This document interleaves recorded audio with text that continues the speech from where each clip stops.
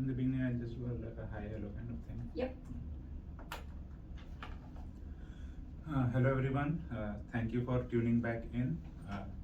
I am Abhishek Kumar. I am the Career Development Officer from Postdoc Scholars Association. Today we have with us Jessica Ferreri.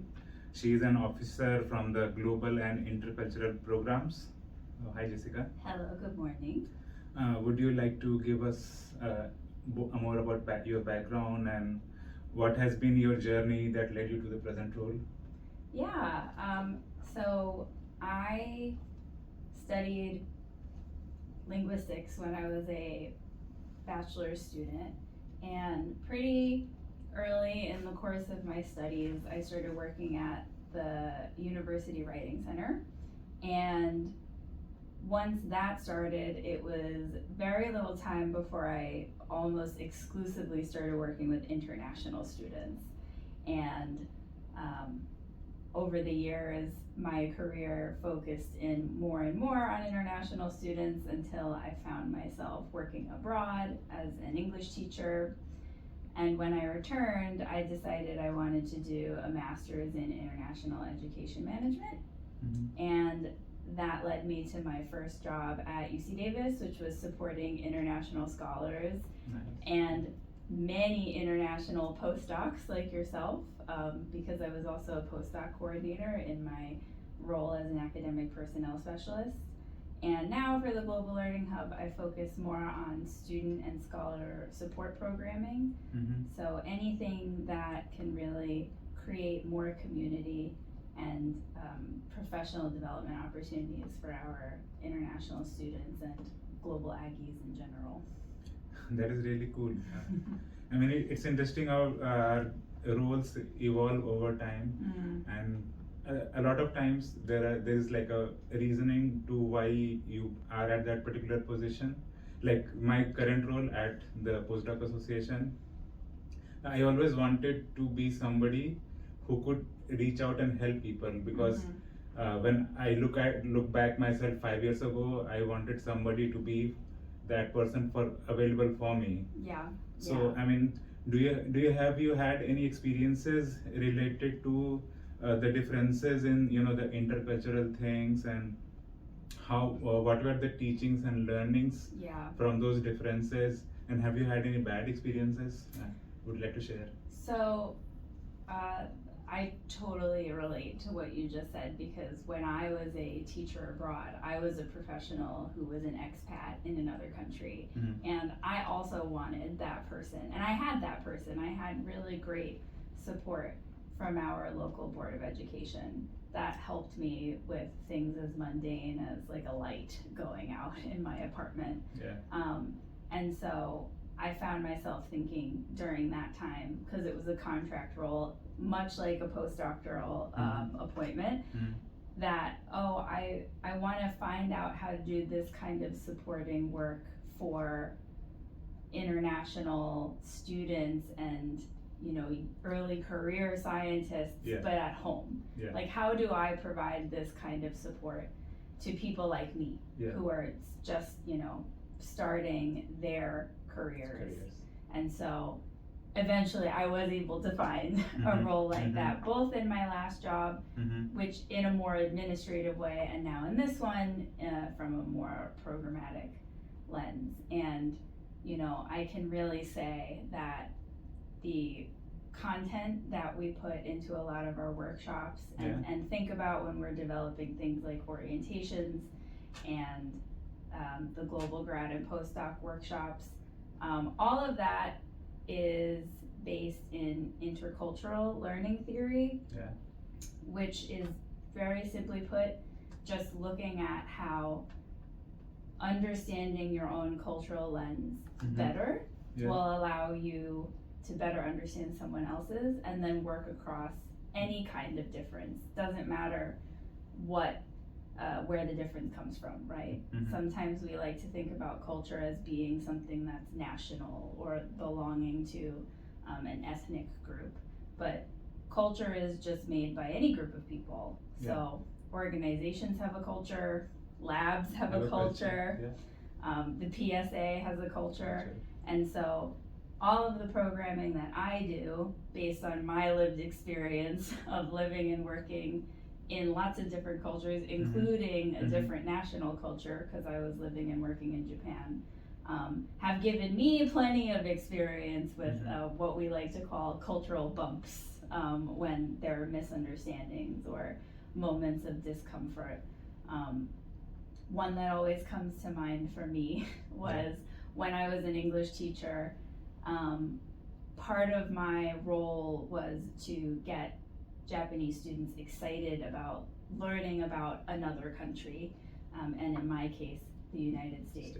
And so I have tattoos, you can see, and I thought, oh, it might be interesting because tattoos are viewed so differently in Japan. It might be interesting to just talk about that, about how in my culture, they're thought about differently. Certainly not encouraging any middle school students to get tattoos or anything like that, but just talking about it. And I thought it was a great idea, and my co-teacher was very, very uncomfortable and thought, oh, I don't know. She was saying to me, oh, I don't know, it might be difficult. And I kept thinking, well, why? Like, we have all of these scheduled class times, we just use one of them and I'll create the lesson. Oh, no, I think it might be difficult. Well, what I learned eventually is that when a Japanese person tells you, oh, I think this might be difficult, that means no. Like, we're not doing this, but it is not their custom to be that direct. And so as a person who was very used to the directness of not just English as a language, but I'm from New York, so extremely direct communication is what I'm used to. So for her to say, oh, I think it might be difficult, was not registering to me as, no, this is closed for discussion, we are not doing a lesson on that. I've had many cultural bumps around those types of communication differences, but all of them are learning opportunities, and honestly, when I look back, they make for really interesting stories. And so I'm grateful for them. That is really interesting. So, I mean, talking about just between US and Japan, but there are different countries that look into different things so differently.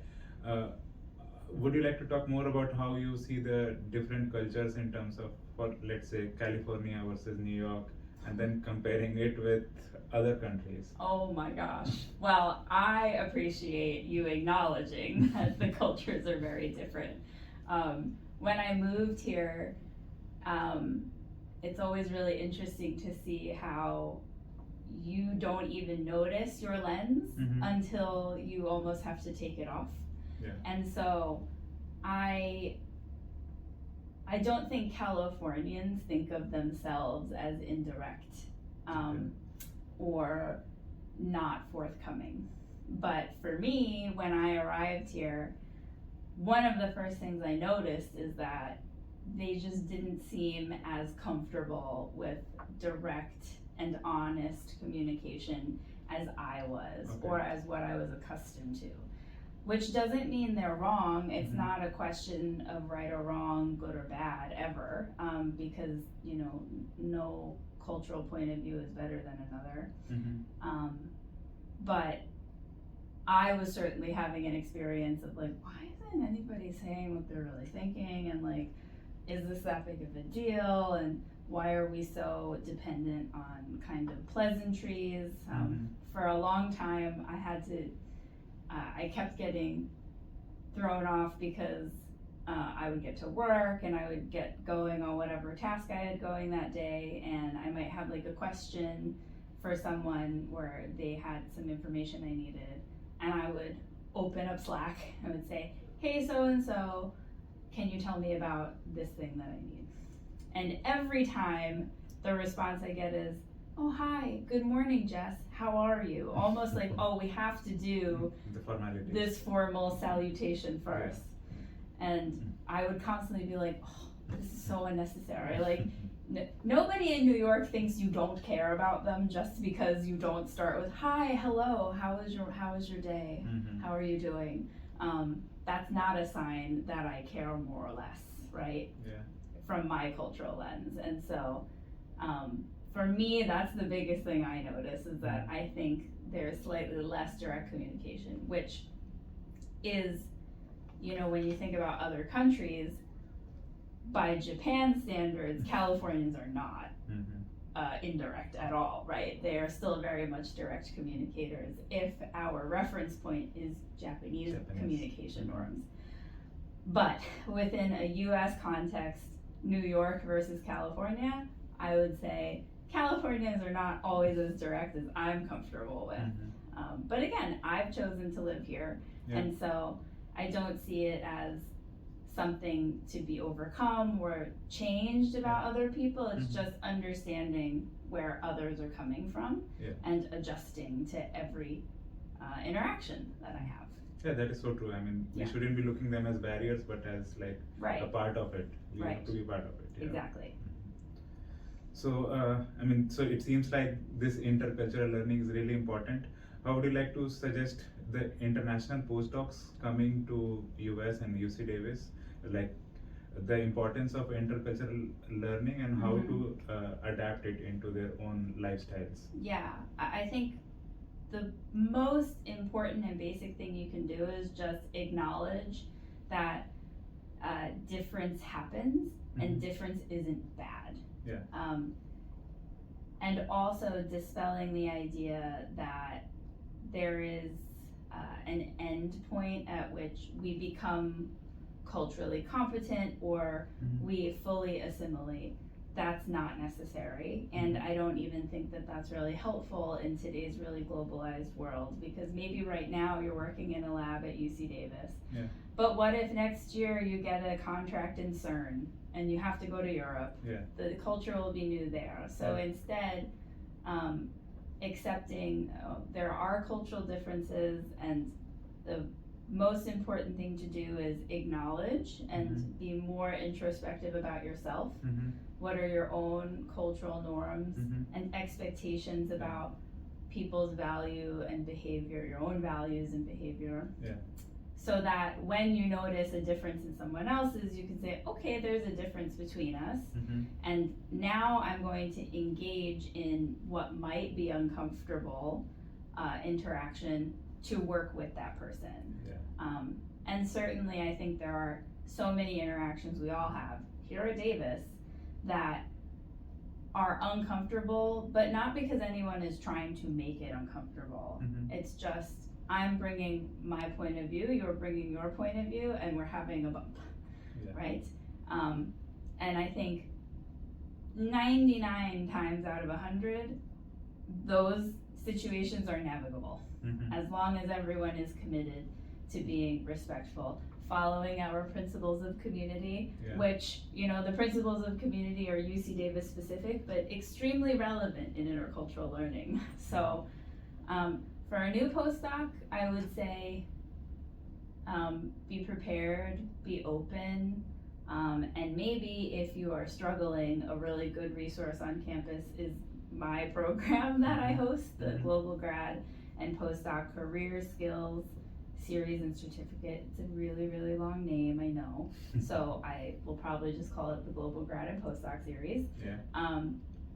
It's a grouping of workshops that I organize, both facilitating it with global affairs professionals, but also with our partner units on campus, to create these spaces of conversation, introspection, and reflection amongst our graduate student and postdoc community to talk about these exact topics of how does culture contribute to conflict, and what do I do if I find myself in that situation, right? We're all, like you said before, labs have their own culture. Eventually there's going to be a conflict, even if it's about something mundane, like where equipment should be stored, you know? Exactly. It doesn't have to be something that's really rooted in values. It can still be a difference in just expectation between people that has to be navigated. But we also have topics like, how do you integrate your experience with difference and diversity into statements that you have to write for job applications. How do you look at the topic of communication and think about how culture influences how you communicate and how that can prepare you to expect and meet other communication styles that you don't necessarily share. These are situations that are going to happen to all of us for the rest of our lives, and certainly to postdocs as they navigate their career path, regardless of what kind of setting they choose to work in, whether that's continuing in academia, leaving academia for private sector, industry, or finding those rare roles that straddle both. We know they exist. And so regardless, all of these topics are really relevant. And so the hope is that, you know, the workshops can help address your immediate situation, but will also provide development that you can lean on in the future. Yes, so that is really true. First of all, I mean, it's really important that we acknowledge that there will be disagreements, and the point being we agree on those disagreements. Right. And since we are talking about your office, would you like to say what is the prime mission of your office that you work with? Yeah. And you talked about the certificate series. Are there other resources and workshops that are there available for the postdocs? So my unit is the Global Learning Hub, which is an office within the larger unit of Global Affairs. Okay. The Global Learning Hub is primarily focused on helping all students and postdocs on campus engage in global learning, which is a combination of both local, virtual, and national experiences, right? And international experiences, of course, that help you engage in difference and work across those differences.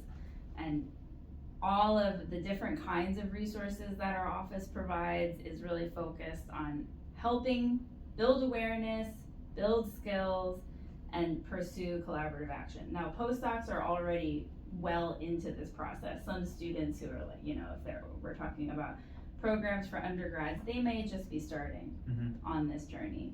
Postdocs have already done all of these things, at least a little bit. You have to have awareness and skill building and interest in collaboration to take a postdoctoral scholar position. So while I would say the majority of our programming is for students, this one program that I coordinate, the workshop series, includes postdocs. And that was a change that already existed from when this program was started many years ago, but that I insisted on keeping and trying to increase, because a lot of student support services folks don't necessarily understand how postdocs fit into the university ecosystem. And so sometimes they're not thought of as learners. But you know, and I know that postdoctoral contracts are meant to be mentored positions. And so while you are working and you are very much independent in a way that students are not, there is an expectation of mentorship and continuing professional growth. And so this is an opportunity for our office to provide that. Of course, Global Affairs at large offers a lot of support in different forms, things like our Ignite Seed grants that PIs can apply for. And so certainly, since postdocs work so closely on their PIs initiatives, that's something that I can see very easily actually being initiated by a postdoc who's interested and saying, hey, PI, this is a really good opportunity for us. So that's a way for Global Affairs to really invest in the work that our postdocs are doing through the work that their PIs are doing. And as last week was Postdoctoral Appreciation Week, there we go. National Postdoc Appreciation Week, we celebrated it here at Davis too.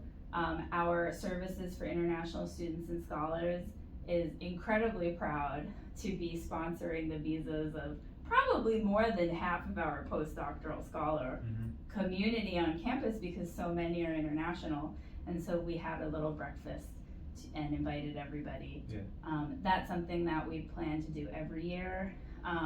And SISS, because we have such a big international postdoc community, is planning again to host some kind of social community event in the spring. Even though it's not Postdoc Appreciation Week, we still want to bring together The community. Yes, Yeah. and help create that community between our international scholars of all stripes, whether they are postdocs on campus or visiting researchers. Yeah. We want to really help to build that community. So those are the top ways that I think Global Affairs really tries to directly or indirectly support the postdoc community. Well, thank you for sharing those things. You briefly talked about the grants. Would you like to share more about the grants? Yeah, I'm just going to pull up the page. I mean, especially the situation right now, it's really important to I have know. more grants. Right? Yeah. Absolutely. So this is a program initiative that Global Affairs as a unit on campus funds. And they do this in partnership with our different colleges and schools and centers on campus. So the full title is Seed Grants for International Activities. They're meant for faculty to apply for who are participating in any kind of innovative research or service that kind of crosses borders. Yeah. Now, you and I know that that is basically all research happening on campus. Yeah. And certainly that research and those labs where there are postdocs, if they're present, the likelihood that the research is crossing borders is very, very high. And so from my perspective, these are basically grants that any postdoc could think about encouraging their collaborating PI to apply for. Okay. We've had many grantees over the years who I used to work in the Department of Plant Sciences, among many others. I know that there are plant sciences faculty who have received this grant, who hire postdocs. And so the ways in which they benefit, even if not directly, if the lab is being funded, the postdoc is being funded, right? Yeah. Beyond that, our office, the Global Learning Hub, maintains a funding search tool. And one of the things that we make sure to do is when we hear about viable funding for any group that we serve, so that includes postdocs, if it's global or international in some way, we'll include it in our search tool and in our newsletters. So postdocs would have to opt into our newsletter, and I know that there's probably a large portion of the newsletter being so focused on students that wouldn't be relevant, but we do put things like that into our newsletter. We also share it if it's relevant to our international community. SISS will share opportunities like that as well. And so thinking about funding specifically, we absolutely try to share anything we hear through our professional channels out, whether it's in our newsletters or sharing it with Nicole to send to all of you through your listserv. And so we are trying to make folks aware. Anytime we hear about something good that we think, oh, that could get money in somebody's pocket, we're gonna send that along through whichever channel makes the most sense. Yeah, and that is really helpful for all the postdocs, Absolutely. And since we're talking about we also talked about briefly about the different application. Like application packages include a lot of stuff. How to include the different inclusion aspects into the different job application materials? Yeah. So I think the best way to think about it, which everyone who is currently a postdoc already can probably imagine, what are the situations I'm encountering on a daily basis, and being able to demonstrate your change agility, your adaptability, and the fact that you're comfortable with difference is really critical for any job posting. Because folks want to trust that their new hires can navigate change, difference, diversity, even if they're not using that particular set of vocabulary. The skills, the transferable skills are the same, regardless of what you call them. I think it's been really difficult in, you know, our current environment to talk about diversity, equity, and inclusion because those terms are so under fire right now. But what they actually reference is all still happening and is all still important and are actually things that employers care about. Can you work with people who think differently than you? And so much of academia is seeking out people who think differently than you and seeing what germinates from those different approaches coming together collaboratively. So being able to demonstrate that you have that capacity, which I believe all postdocs have, because I don't think you could have made it to a postdoctoral scholar position if you don't have those qualities already.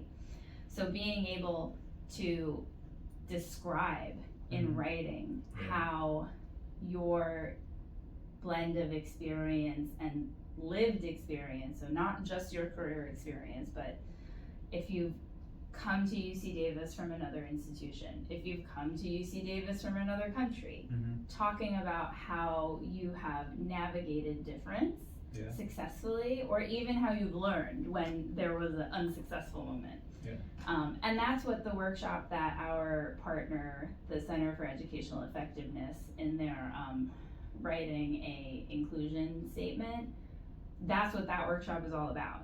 How do you capture in words your experience with working across difference? And so our team, not CED necessarily, always talks about this topic in terms of working across difference, which doesn't reference diversity, equity, or inclusion. But at the heart of it, that's really all it is, right? Whether it's difference of thought, opinion, hopefully not values, because working across different values can be really hard. And that's certainly something you want to think about when you're looking for your next position is, are my values aligned with this institution? Or am I going to be fighting from the very start because there's a big misalignment? And so I think, you know, beggars can't be choosers. I know that most folks who are in the job market their first question is not, are my values aligned with this institution? But it is worth asking yourself during the process of looking at all of these open, you know, whether they're faculty or industry positions, is making sure that you're setting yourself up for success, that values and culture are at least starting from a place where any differences that do exist are navigable, right? Because as the new kid on the block, probably you as a postdoc, as an early career scientist, will maybe be expected to do more adjusting than your hiring department is, right? So making sure that you are not going to have to do so much more work to navigate that is probably smart when looking at different career opportunities.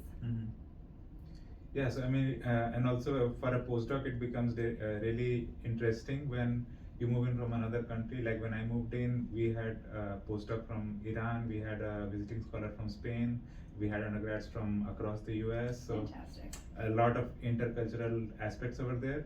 So what would be your suggestions to foster an inclusive lab environment? And if you are facing a microaggression, for example, how would you respond to that, like for a postdoc?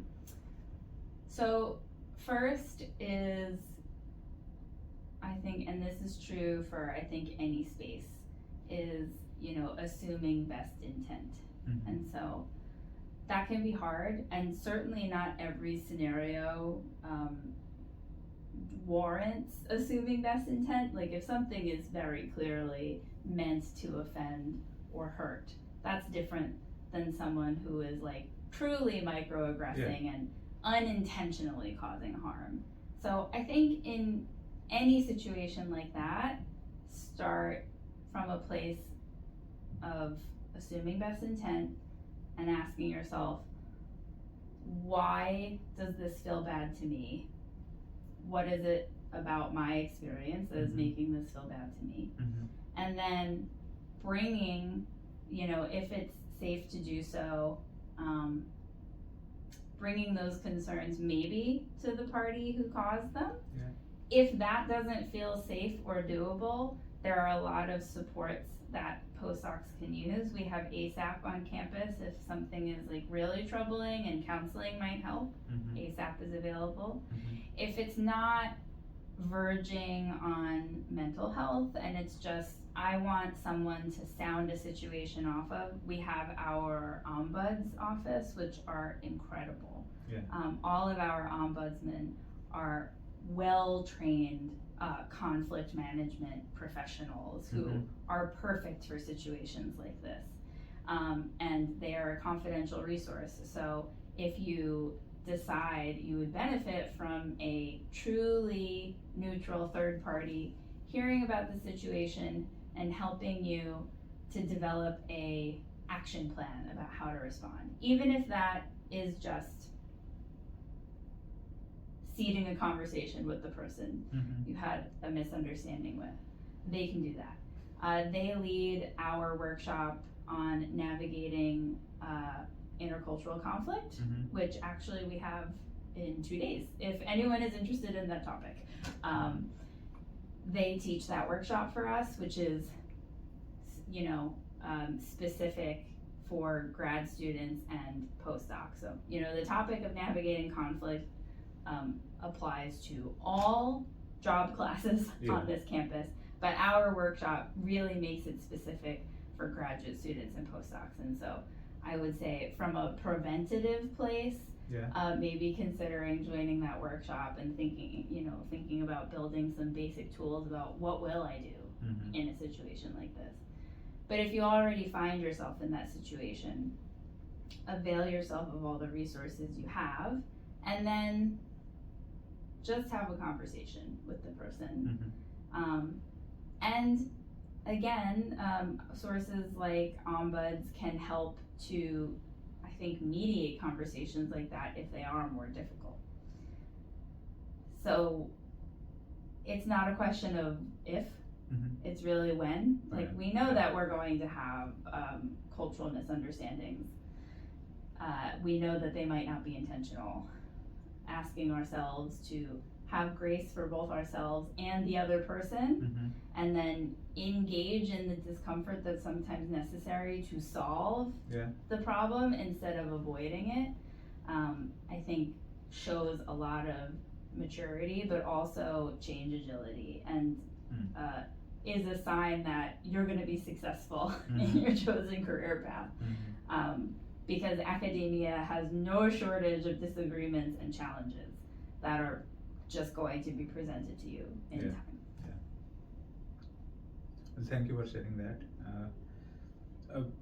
Since we are talking about differences, a lot of time those turn into cultural shocks. Like when I moved into US, and I moved in from India, so we have differences of like food, festival, we have different kinds of activities going on. There is a sort of a language barrier when not just English, but we have different accents. There comes differences like in India we have a habit of collective life, but here you have more of an individualistic space. So how to practically navigate these challenges of cultural shocks, and are there other sorts of challenges faced by postdocs moving in from outside? I think there's no shortage of challenges, really, because it's, there are some challenges that people face when joining a new organization regardless of where they're from. And I think that those are just increased for folks who are joining a lab from another country entirely. Because if you think about it, like from the time you wake up until the time you go to sleep, right in the beginning, everything feels different. And it can therefore be really stressful to then be expected and asked to engage at the level that you want to perform, and also you're being expected to perform. When something as simple as what you eat for lunch is creating stress because you maybe can't right away access foods that feel familiar. You can't easily communicate with your social circle because of time zones, or technology accessibility. You can't access the type of entertainment that you might be used to for relaxing. Everything becomes more challenging right at the beginning.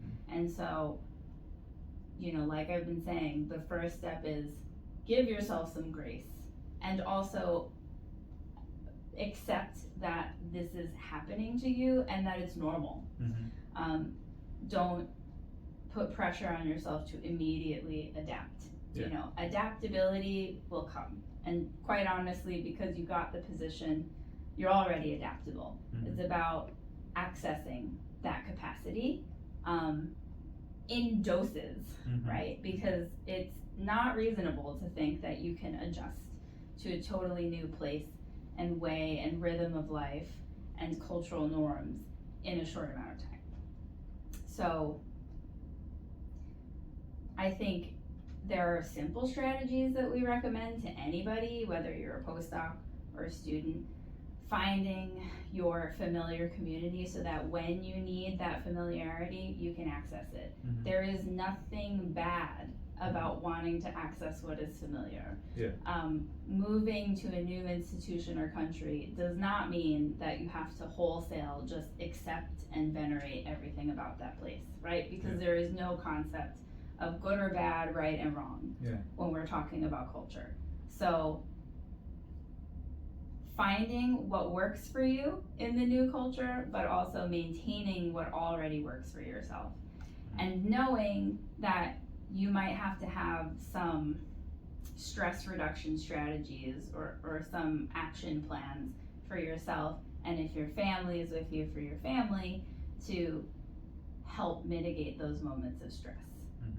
And bring your colleagues into that process for you if that feels comfortable. Letting them know from the start, like, hey, this transition is a little tough. I'm excited about it. It's also difficult. And so if you help me, that helps us. And I think that can be a hard thing to ask, and people feel, oh, I don't want to bother people. But in my experience, people respond really well to receiving a call to action like that. Saying, oh, wow, okay, yeah, I can really respect that. Because it's a pretty good chance that if, you have a PI leading a lab, they've probably had your experience many moons ago, or not so many moons ago, maybe if they're more earlier mid-career, they can relate. You just need to sometimes take the first step of being like, hey, just so you know, it's not going to stop me from doing my work or anything, but I'm having trouble sleeping, or I'm having trouble adjusting, or do you know where I can find folks from my community? Do you know where there's a good grocery store that sells some of the foods I'm used to? Any restaurants or cultural centers? Really availing yourself of everything and giving yourself time and acknowledging that there will be moments of elation, there will be moments of shock and discomfort. They will ease, then they will get hard again. Accepting that that's all part of the experience and not treating it as negative, I think can really ease things in the long term. At the end it comes about balancing things and thinking through the empathetic eyes. Would you like to suggest any icebreakers to deal with these cultural differences and how to bring cultures together? I really like the one that our director of inclusion uses.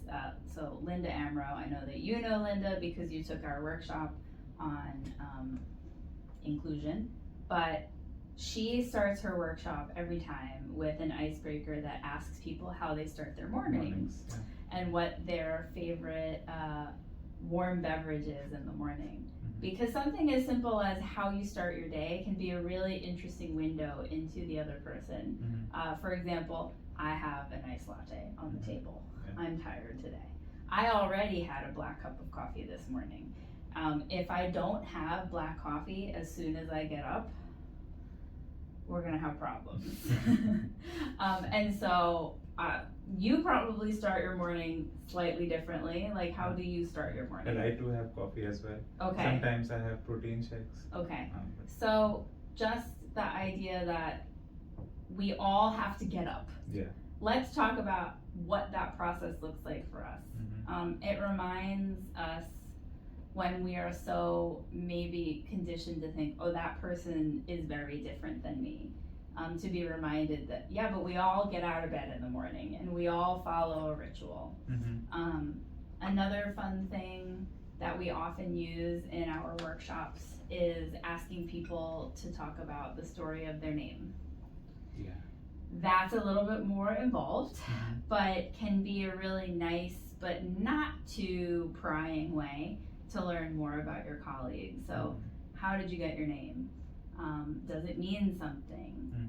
I often found myself thinking as a younger student that I was so envious when people would have stories about where their name came from or that it was a family name.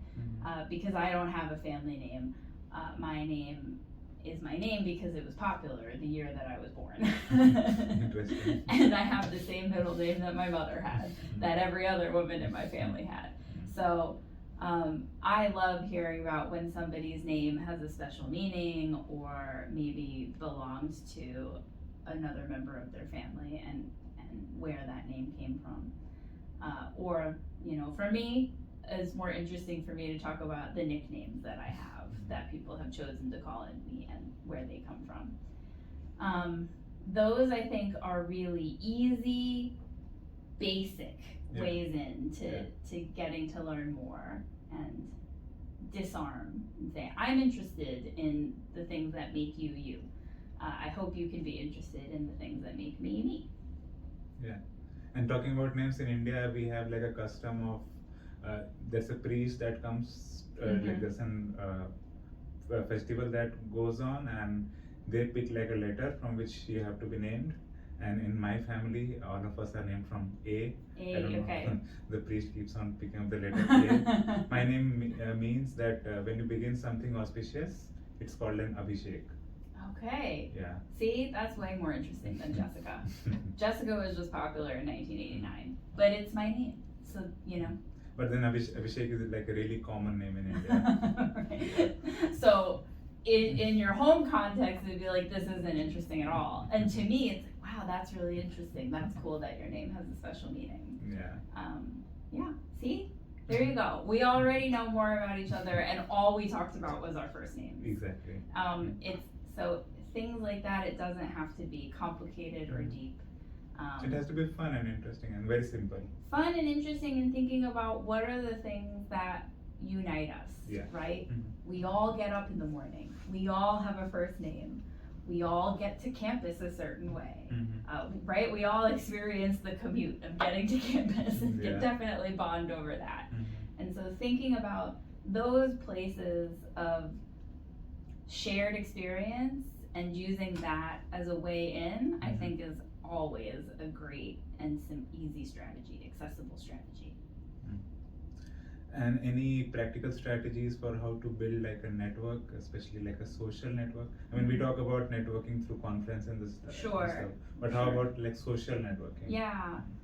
So, well, don't use or rely heavily on social media. I think at one point we would have all said, oh yeah, social media. And I do think that for the academic community, X or Twitter is still very impactful, and so I guess I can't ask you to swear off of Twitter altogether. But in terms of UC Davis and finding your community at Davis, I think for a postdoc there is a lot of things you can try. We have, first, if you're international and you're looking for other folks from where you're from or from a similar place or even from the same institution, doesn't have to be the same country. Every month we have a International Scholar coffee break that's virtual. It's the first Thursday of every month at 9 a.m. unless that day is a holiday, and then we move it to the week after. And that coffee break is actually very popular with scholars who haven't arrived yet, because they're in the process of asking themselves all of these questions and want to feel prepared. But it's a great place. I do not exaggerate when I say every month I have two scholars who both end up being either in the same field of study, the same unit that they're joining, and they don't know each other. That's always really gratifying, is seeing those connections formed spontaneously. We actually have a tool, if you are international, that you are given access to in applying for your documents. It's called Homebase. It's different than iGlobal. I know everybody uses iGlobal to get their visa documents. But Homebase is this new system that SISS uses that has a community function. And you can use that if you are international and looking for other folks from your community to try to get in contact with people, and kind of use it like a chat forum. And not that it has to live there, but using it initially to say, hey, I'm looking for other folks who insert whatever you're looking for. And that can be a great, easy way to look for community without even getting off your couch. We have an amazing community partner for decades now, right across the street from the International Center, called iHouse. They're really our best resource in terms of like community event and programming. They just started an international parents group that's every 2 weeks. I know that a lot of our postdocs have families, and finding other people who have that unique experience of being a working academic professional while trying to raise small children, tough. Real tough, and really, I think, makes you crave people who can appreciate your experience. And so I think everybody should check out iHouse's events page and see what they have recurring and coming up for the fall, and other resources like that parents group.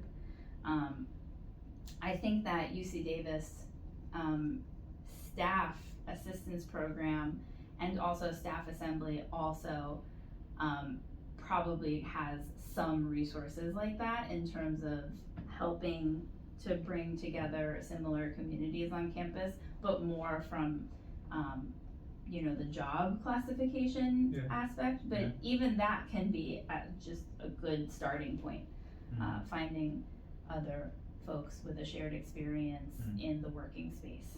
I'm sure PSA does similar things. It does. So I think iHouse, using Homebase early on, and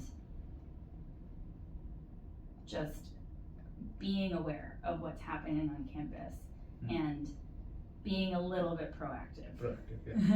That is really important. It's hard. I'm not saying that it's easy to be proactive, because when you're in that place of stress and being like, everything's so unfamiliar, I don't have any more energy to spend, it's a big ask to open up a web browser, to go to Homebase and say, I'm looking for anybody else who is from this place or eats the same kind of food or also has kids. It's not an easy lift. So I don't say that lightly. But when you have the energy, having that proactive approach will help you in those later moments of stress and say, oh, I have the community to lean on now. And that will be really helpful, not just for networking, but also like people reach out in terms of if they're looking for housing, So that really helps in those circumstances as well. And through LinkedIn, people reach out to me, like I don't even know them, about if they have available housing, if they want to know if there is an Indian community that maybe plays cricket, So I mean, that does really help a lot, especially in the initial stages. And the communities exist. It's hard maybe initially to find them, but we have a community for everything here. UC Davis is huge, and we are really intercultural in a meaningful and wonderful way. And so it takes work, especially at the beginning, but if you are dedicated, you can find your people. They are here. They are waiting for you. That is so true. You must have heard of a lot of stories of postdocs, interesting stories who like navigated these things. Do you have any interesting stories to share? Interesting story about a postdoc. Well, this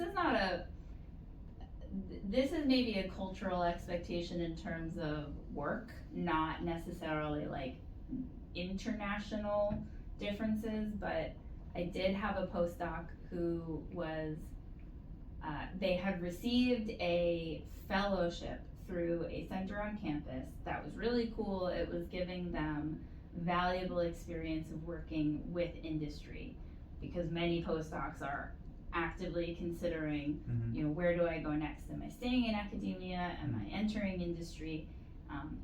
That question is different for everybody. And so there are centers on campus, like in this case, because it was plant sciences and the person was working in the food and health space, Institute for Innovation in Food and Health had a program that was of interest to them. So the postdoc is working for the industry partner. Now, industry partners don't necessarily understand what a postdoctoral scholar contract is meant to do. And so this person ran into a situation where they had a faculty interview, very important, very exciting. But the expectations from the industry collaborator were, oh, but you need to be doing some other work during that time, or no, you still have to get certain work done. And they came to me as their departmental coordinator saying, I don't know what to do. I have this set of expectations from the industry collaborator, and I also have the expectations of, you know, my position as a postdoc seeking a role in academia.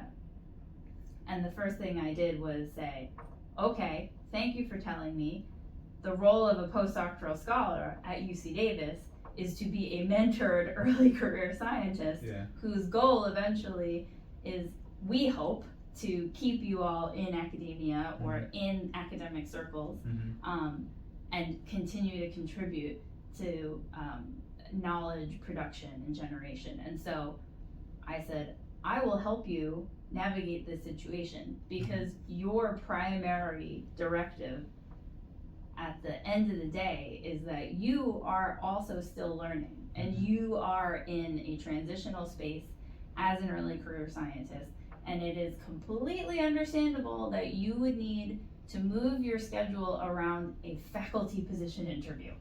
And so I said, don't worry, I'm going to help communicate this with the partner, because this is important. And so knowing that, you know, you have these champions on campus, your departmental coordinator, Nicole, I mean, I think everyone knows that Nicole is their champion. and me, even though I don't have that kind of job anymore of working in that much more direct administrative support role, the work I do now is still very much trying to champion the postdoctoral experience and make it as full and fruitful as it can be. I had another postdoc who, I'm trying to think, they were from, I can't remember where they were from. They were from somewhere else though. And they were coming to Davis for the first time, or coming to the US for the first time, so not just Davis. And they had an expectation, right, of mentored research, which is what all postdoctoral positions should be. But as I think will come as no surprise to anybody listening to this podcast, is that some old school faculty members have an approach of, I tell you what to do and you do it, right? And so that mentored aspect was really lacking. Okay. And that can be really challenging because even though you're all very capable in your own right, you got through your PhD program, which is no small feat. You don't start a postdoc and suddenly become a full-fledged professional that can do everything independently. You know, you are agreeing to a mentored experience. It's in the contract that you sign. And so the fact that that wasn't really happening, that wasn't the dynamic between the PI, who also happened to be new to UC Davis.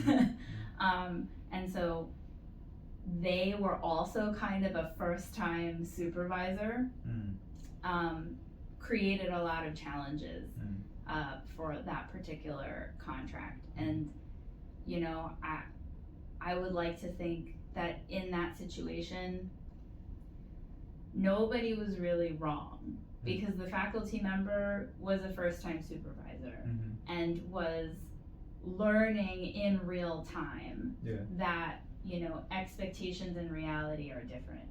At the same time, the postdoc, who is also new to UC Davis, new to the country, is saying, I need more support than what I'm receiving, but I don't seem to be able to access it. What do I do? And so that situation became a little bit more, you know, escalated than I think those situations have to become. But I think that that's not an unfamiliar experience for any postdoc to have when you have a moment of feeling like I could use more support than I'm getting. And figuring out how to ask for that. And if the PI is not able to give it, where can you get it from? And so, you know, I don't think all circumstances are as dire as that particular postdoc's was. But the best thing that they did was reach out and ask for help and say, I'm asking my PI for help. The PI doesn't seem able to give it. So now I'm coming to you for help. And I'm looking how to navigate this misunderstanding in a way that is productive and not finger pointing or destructive. And so in both of those situations, I think the thing that the postdoc did right was say, I'm having a problem and I need help. Reaching out to suffering in silence is not going to fix anything. It's not a guarantee that the problem is going to go away. And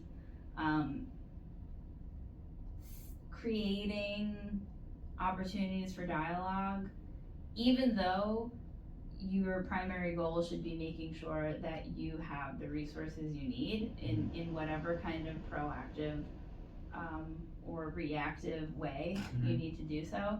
That can also be a really valuable learning opportunity for the people around you that provide that support.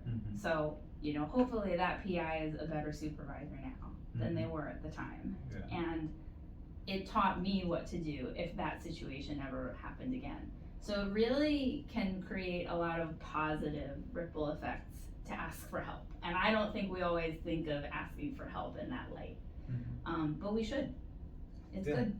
And that is really true. I mean, as postdocs, we do a lot of stuff on our own, but there are moments when we need sometimes supervision. Yes. And that is a really reasonable expectation. That, you know, if anyone were to go look at the APM for postdoc right now, you can look it up, APM 390. The first line says that it is a mentored position. So expecting that you can be completely self-sufficient and completely independent is just not realistic. And okay, so I like to talk about this. How can a postdoc be successful in their careers? Like, it could be depending on if you wanna do if you wanna get a good position, you look at in terms of publications or like how you have contributed to the society. What do you think is like the meaning of success, and how can a postdoc be successful? Oh, well, the meaning of success is a pretty big question. I think, going back to culture and values, it's very important that each postdoc asking themselves this question and embarking on this journey knows what success means to them. Because I think so often, as people in a competitive society like the US, but like academia in general, it's easy to get caught up in other people's definition of success. So knowing from the very start, what do I need to feel successful, is a step I think a lot of us don't take. And it can be hard to say, I'm gonna define success differently than it's being handed to me. Or that it's packaged, or that everybody else is using this definition.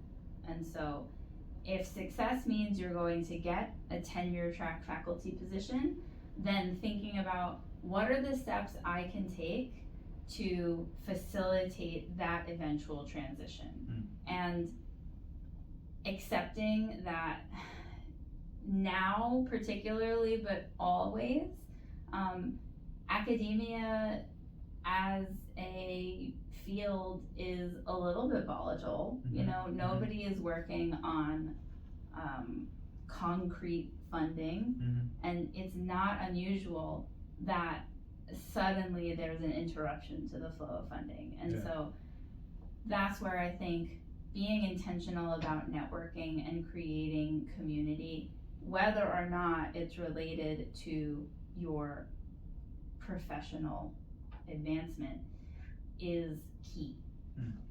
Because it'll be in those times that you'll turn to your community and say, okay, I have had an interruption to my regularly scheduled programming and I need to figure out how to pivot. People want to help, right?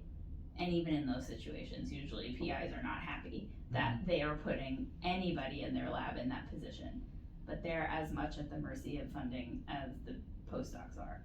And so really making sure, investing time and energy into communities and networks as part of your job, as part of your directive as a postdoc, I think is really the best thing, the best place to start. And then being really secure in what is success going to look like for you. Is it that you're going to get a tenure track position, or is it that you're just going to maintain a position that lets you focus on your family because you have young children, or that you want to have a work-life balance that allows you to be active in a community outside of the academic community? I think all of those are different versions of success, and they're all success. Exactly. Being able to say, this is what I need, as opposed to there's one path and we all must walk it. There's not room for everyone on a single path, right? This is why we find so much competition for all of the same job postings. But I've talked to plenty of postdocs who are like, wow, I timed this so perfectly. I had a hard time during my master's program because that's when I had my first child, but now like my kid is 10 and I am in my first year of my contract, and like it's all working out. So perspective is so important and valuable, and really hard to come by. Like you have to ask yourself the hard questions about what is important to you. But taking the time to do that can really be the difference between people finding themselves in challenging situations they feel able to navigate, and people in those same challenging situations feeling stuck and unable to navigate them because maybe they're not on the right path for them. I would say that to anybody, not just postdocs. I tell the same thing to students. It's like, you really have to know what you're trying to get out of this experience, because other people will tell you what you should get out of it. And that might not really set you up for success at the end of the day. And so, it's about thinking why you want to do a particular thing. Why are you here? Exactly. Why did you come all the way to this particular contract? Keep chasing the things that are important to you. while also maintaining a sense of curiosity and being really open. Build community, be open to learning more, which every postdoc is, because it is by virtue of its very nature a position or like a way of being that asks you to constantly be curious and ready to learn more and eager to learn more, which is why I love supporting postdocs. It's like the best. But even you know, challenging your own assumptions about what success looks like, what progress looks like, and abandoning any assumption that progress is linear, because it isn't always linear. And as postdocs, we have to be in so many boats all the time, you know, trying to do a lot of stuff. Yes. And for me, it has been really messy. I mean, doing so many things. Sometimes I feel like, what if there were 5 Abhisheks, even they might not be sufficient to do all the things that I'm doing. So, do you have any strategies to manage time? Like, how do you do it? Ooh. Well, it's interesting to be asked this question now, because it is the busiest time of my academic year, because it's the beginning of the term. Yeah. And I said to you on the way up here, I was like, there aren't enough hours in the day.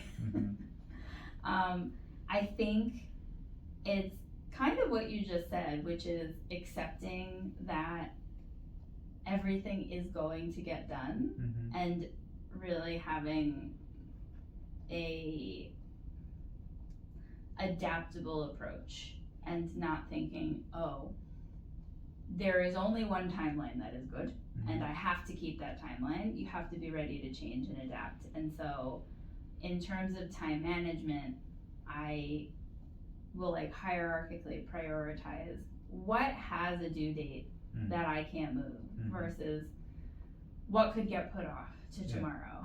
And understanding that having something done early does not mean that it is better. And that, especially in terms of setting up other people's expectations, right? Because we work in collaborative environments, being protective of your time. And so being able to say, I can do that for you, I can't do it by the time you're asking for. Or, in order for me to have that done by this time, I'm gonna have to deprioritize some other things. So if those tasks are also for our joint work, what can I deprioritize to make sure that happens? Because in a salaried position, it could be really easy to get carried away. And the biggest thing that I remind myself, and that I would implore everybody to not forget, is if you burn out and you can't function at all, it was not worth it. It doesn't matter that you got the task done, because now you can't produce anything of quality, because you're so burned out that it's like failure to launch. It is easy to get to that point in a salaried position, in a highly competitive and economically productive community, the way that academia can be. If you let yourself get swept up, you will find yourself with not enough hours of sleep, and constant feelings of pressure of looking out and seeing everything that needs to get accomplished. So it's important to stop and say, all of it's gonna get done, and I can only do it at the pace I can do it. And yes, part of being in a learning position, like a postdoctoral scholar position, is learning how to do things more efficiently and quickly and succinctly over time. Trust in the process, trust in that you are in a position right now that is teaching you how to become more efficient. And also, as an administrator, faculty are some of the most inefficient people I work with on this campus. And so it's really not unusual, because, you know, the demands put on academic positions are really variable and kind of impossible. You can't be good at everything.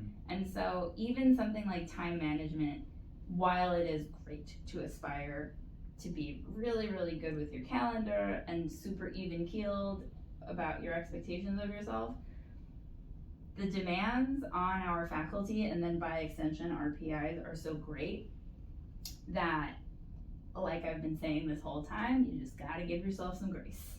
You might miss a deadline. You might have to move something back in your calendar 10 times before it gets done.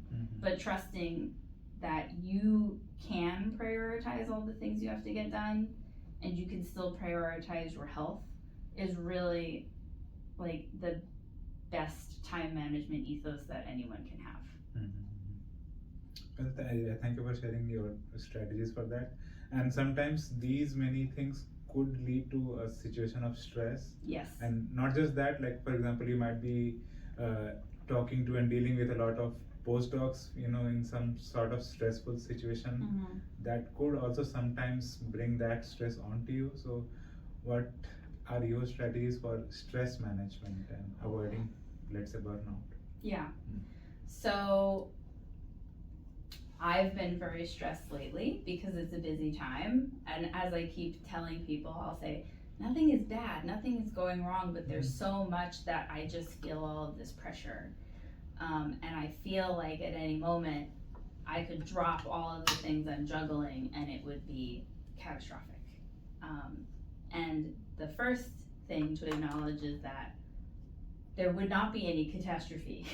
It is so hard to challenge our inner voice of being like, it will be catastrophic if I miss that thing. Saying, will it be? Will the world end? I think the sun will still rise the next day.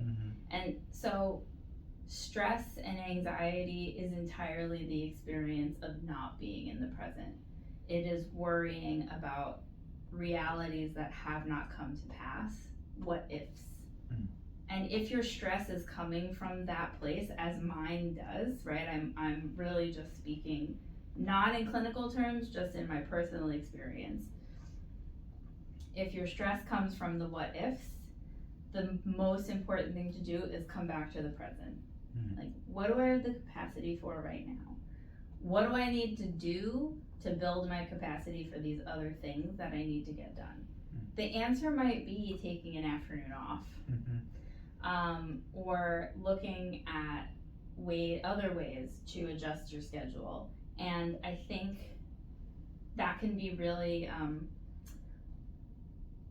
difficult to ask for in certain environments, because some labs are run very like, we are operating from 9 to 6 and you have to be here 9 to 6.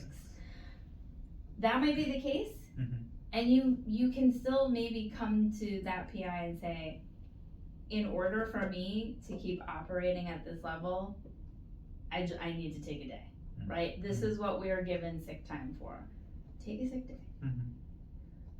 Or because salaried positions, you don't take sick time in increments, you take them in whole days or nothing at all. Get a little work done and take some time. Yeah. It is important that you ask for that, because nobody that you work with can read your mind. They might see that you're stressed, but no one is going to hopefully step in and tell you what you should be doing, right? You need to know thyself and know what reduces your own stress. Yeah. So for me, it's taking time back for myself so that I can either, if my body needs rest, I'm just gonna sit on the couch and watch TV. If it's not necessarily that I'm physically fatigued, but mentally I'm fatigued, I'm a runner. So I might need to go for a run with my friends, or I might need to go out, shopping mindlessly for 3 hours to get that equilibrium back so that I can get back to it the next day. Doing things like that will keep you away from that place of true burnout, where we're not just talking about an afternoon off, we're talking about an extended amount of time that it's gonna take you to get back to equilibrium. And that creates more stress. Because then you're like, I can't do it right now, and how am I going to get all of these things done that are just piling up and waiting for me to feel better? So we don't want to let ourselves get to that place. And thinking about of course, stress has physical symptoms associated with it, right? And so in that way, stress is a physical illness. But so much of stress is caused by our mental world, right? And so thinking about how your mental health is a extension of your physical health is critical. And so if you keep finding yourself in a place where you are experiencing a lot of stress, you have to treat it like you have a broken leg. Or eventually you're gonna need surgery and it's gonna be bad. Bad, yeah. And so I don't bring up mental health because it necessarily has to become a crisis. We have crisis resources if you need them, but the point is we don't want it to get to a point of crisis. So treat it like you would need to go to the doctor, and the prescription might be a day on the couch, a long walk in the Arboretum, a trip to KP International to get familiar foods and tasty lunch. I don't know, whatever it is for you. Yeah, whatever works out. Yeah. You must have experienced a lot of different kinds of cultural traditions in UC Davis or like in California. Would you like to share some where you maybe experienced something new, or through which you learned something new? So when I was finishing my international education management master's, I had a practicum position at UC Riverside. So actually the first UC I worked at was down in SoCal, and my mentor was a J1 scholar advisor who was from Turkey. Okay. And her name is Makule Kokasal. She is now the, I think, Associate Director for Scholar Services at UC Riverside. Shout out to Makule. She supports postdocs at UCR. So in many ways, I feel like I was trained by the best. And because she was from Turkey, her custom was, and still is, because I saw her last week and nothing has changed, anytime she sees you, she immediately grabs you, and she has to put, she doesn't really give you a hello kiss, she just puts her face to the side of your face and then the other side. You have to do both. Which for me, it's just like you'll go in on one side of the hug and then the hug is over. Not in Turkey, you do both sides, right? And then she immediately offers you Turkish coffee. And she will not relent until you really convince her you don't want it or you accept it. And then she will push Turkish delights on you. And that's a great problem to have because she gets the real good stuff from Turkey. She brings it back from her trips.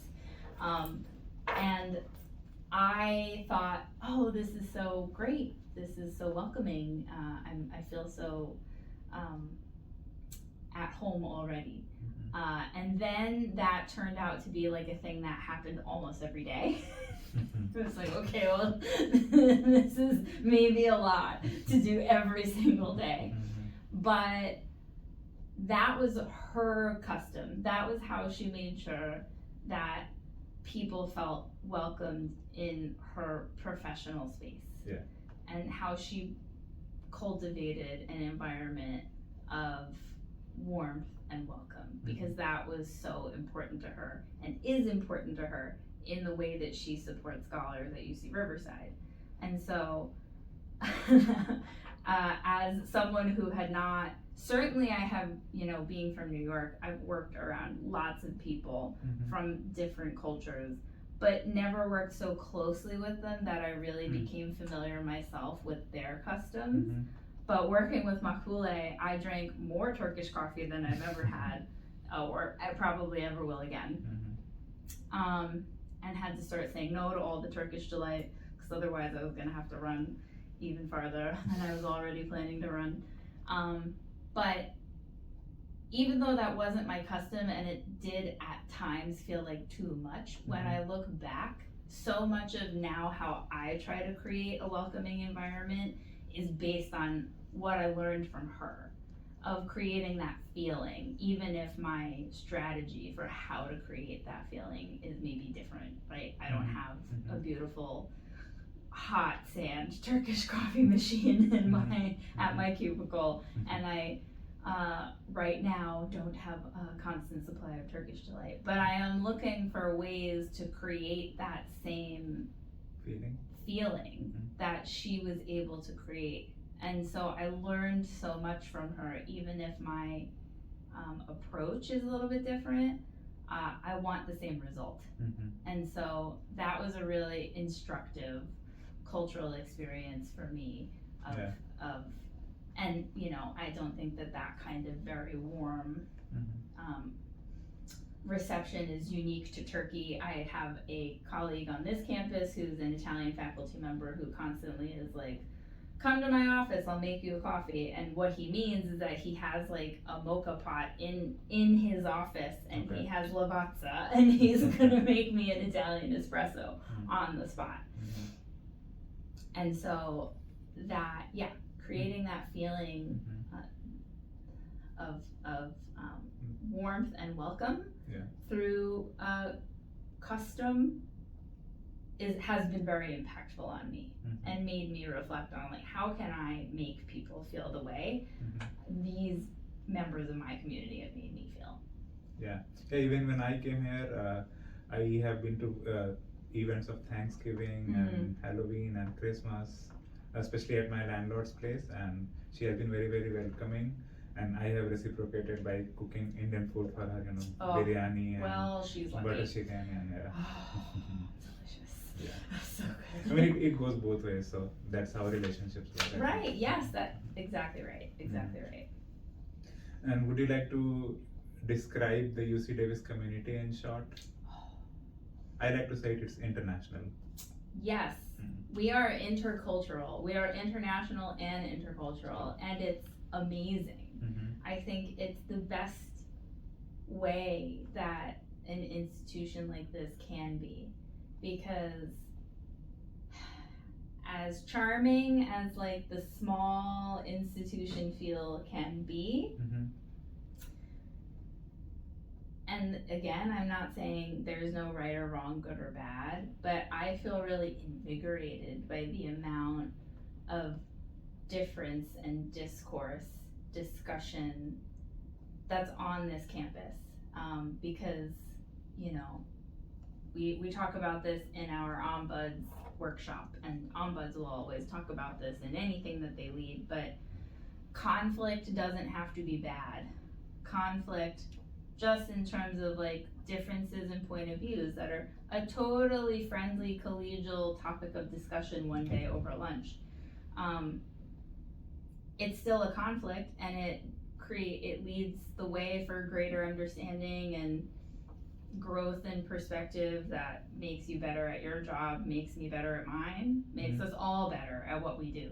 And so I love that about UC Davis. And so, discourse, difference, discussion, intercultural learning is alive in every corner of this campus, and it's why there is so much work for me to do and so many spaces I get to do it in. And I also really feel lucky to be in UC Davis especially. Yeah, good, I'm glad. Glad LAWR was like, we have a position and you're the right person for it. Thank you.